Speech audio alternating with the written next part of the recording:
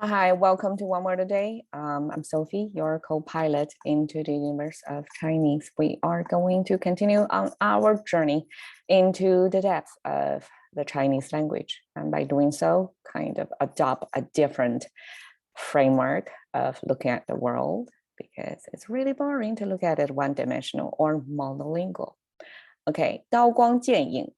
We talked about it yesterday, and I wanted to find the word of 光 and 影 contrast in in many kinds of arts. You use light and shadow as artistic expression. So the word for that is chiaroscuro. I guess an Italian word to mean that it's light and shadow contrast. So light and dark forming the strong contrast, and you kind of intensify that as a statement. So we have 杯弓蛇影 today. Same shadow. We got that part, right? The scenery and have this pattern, repeated pattern. So that means shadow. And 杯弓蛇影.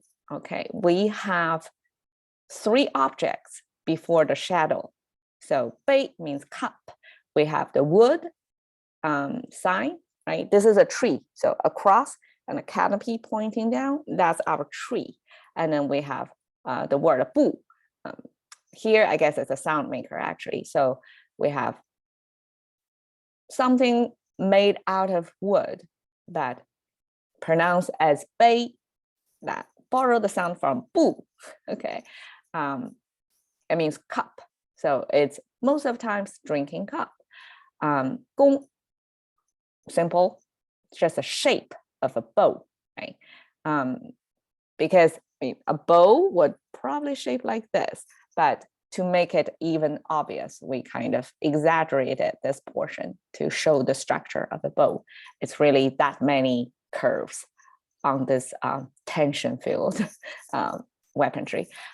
蛇, okay, we have the left side, which means type of bug. We even call tiger 大虫, big bug. Can you imagine that? So 虫 actually in our vocabulary doesn't necessarily mean a bug. We have all kinds of 虫. I guess it's just a wild animal. So this is animal symbol, and then 它 doesn't sound like 蛇 at all, but we use, this is the referral of non-living, non-human thing. It could be an animal, but we use that as a referral. It means it, right? There's no she, he in our referring to animal. Animal in Chinese language is only it. Like we don't specify, it's gender neutral too in the Chinese language. So animal combined with this 8 symbol means snake. So what does it mean put together? You have a cup, you have a bow, you have snake, and you have a shadow.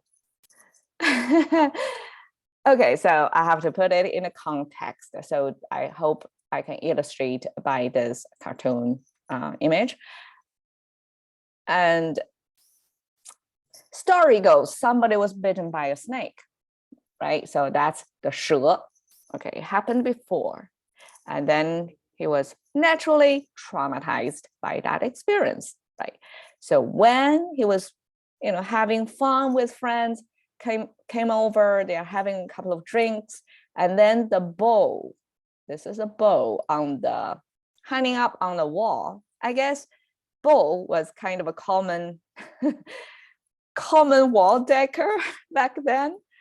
When the bow, shadow, the shadow of the bow casted into the cup.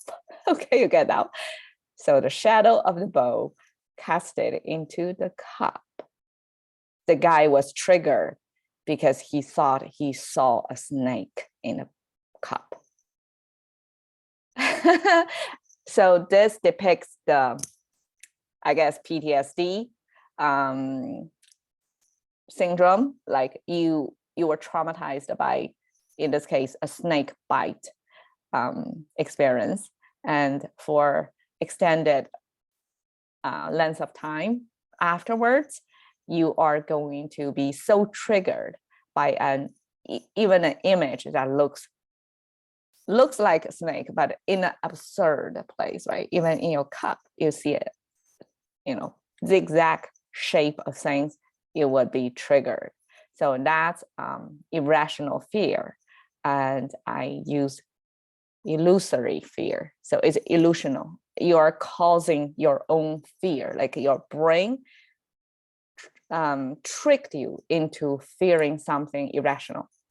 So basically, there's no way there's a snake happen to sneak its path into your cup without you detecting it, and it's that small. It's normally right. It's irrational. So it's PTSD. All right, 杯弓蛇影. Cash into the currency of thinking by just one word a day with Sophie. See you another day.